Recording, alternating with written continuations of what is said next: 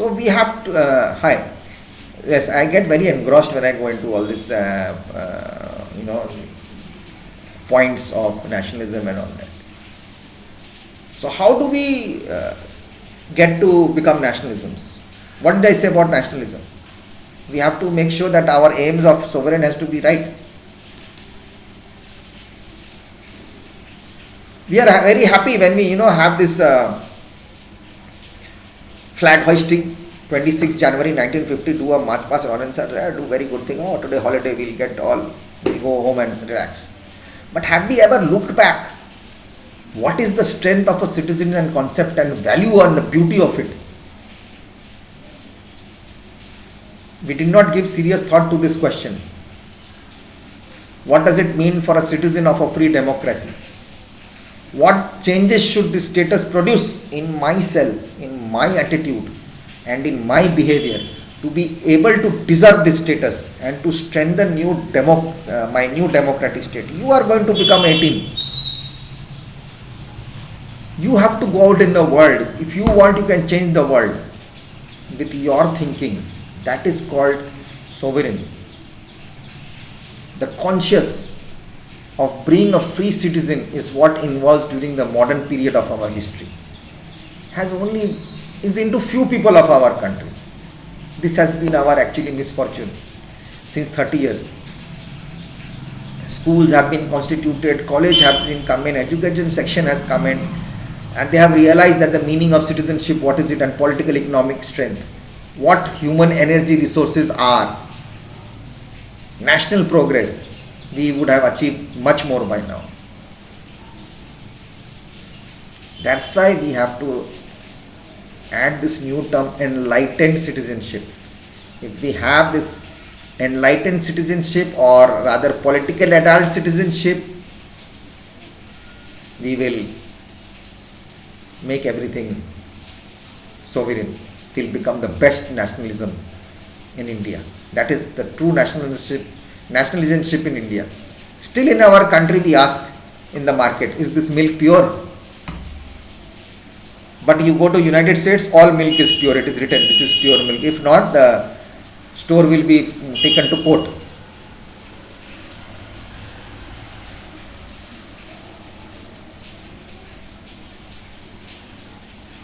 Still in our country, in our Indian market, where we have to ask for pure milk, democratic, sovereign, democratic, republic. That is what I am just trying to prove. That is how nationalism came into India. And in abroad, everywhere the milk is pure. I hope you are getting my logic. Nationalism you have to understand. It's not I just read the book and I come to the point that redefine the boundaries of communities. That's what it said. Immense social culture backdrop was there. Caste, creed, color. Most countries, the making of this new national identity was a long process. How did this consciousness emerge into India? Through the Enlightenment citizenship. Colonialism, we went against it. They were trying to rule.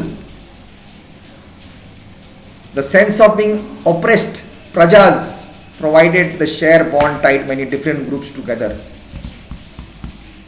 We took it as different aspirations, like the radicals, the conservatives, and the liberals. The Congress under Mahatma Gandhi tried to forge these groups together within one movement. He tried to become the radical, Is that one atom, a group of atoms try to become in the group of towns that try to control. Mahatma Gandhi was the radical. But the unity did not emerge without the conflict. There was huge conflict. We'll pick up the story from 1950 from the non-cooperation movement, civil disobedience. Sorry for my mispronunciation. While we explored how the Congress sought development, national movement, how different social groups participated in the movement, how nationalism captured the imagination of people. Imagination is enlightenment, how they were put into it. What was forced into their minds. Post recruitments I told you yesterday. I just wanted to brief you on that. So the idea of Satyagraha, Mahatma Gandhi returned to India in January 1915 from South Africa. He was doing his law there.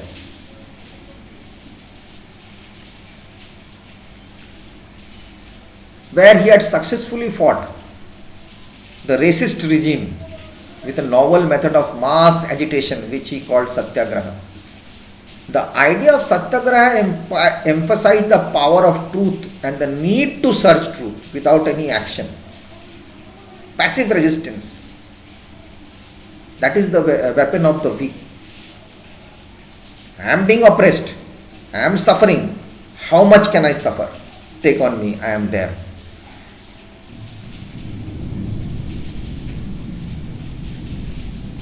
It suggested that if the cause was true, if the struggle was against injustice, then physical force was not necessary to fight the opposite or the oppressor who is creating it.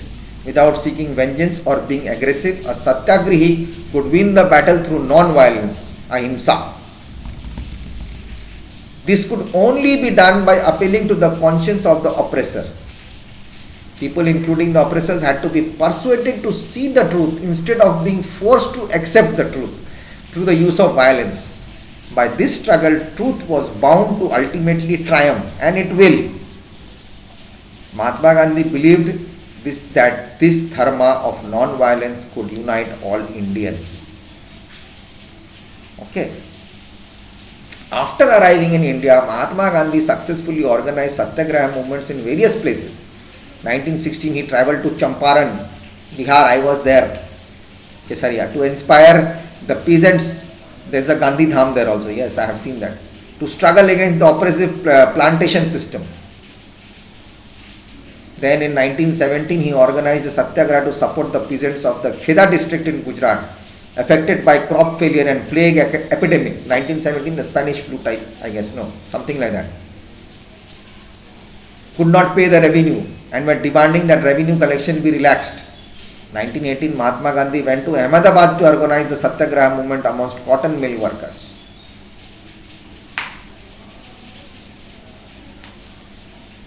Satyagraha is a pure soul force. Truth, your soul inside you supports it a lot, gives you huge power. Soul is informed with your knowledge. It burns inside.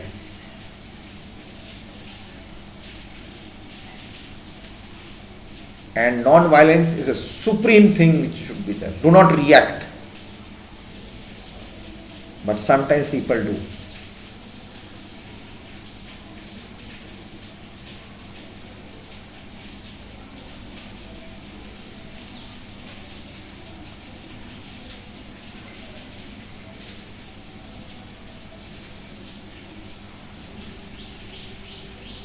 Okay, so we'll keep this till here, and in the next class I'll come back with the Rowlatt Act, and I'll give you some more information about the Satyagraha I want to share with you, about specifically actually what he wanted to do, and we'll take it from there. Okay, so we'll keep it till there, and take care of yourselves, read the chapter properly and try to understand, and I'll do it in the next class. So till then, take care of you, take care of yourself. I hope I was able to explain what is nationalism actually in a proper part. So I guess you must have understood. So see you soon. Take care of yourselves. Be good. Stay safe. Stay home. Be happy. Smile, laugh, and have fun with your parents. They are your God. So you don't have to. If you worship them, you are worshipping God. Okay. See you guys. Bye bye. Take care and God bless. And do whatever you want after your studies. Please do something after you do your studies to relax your mind. Bye bye.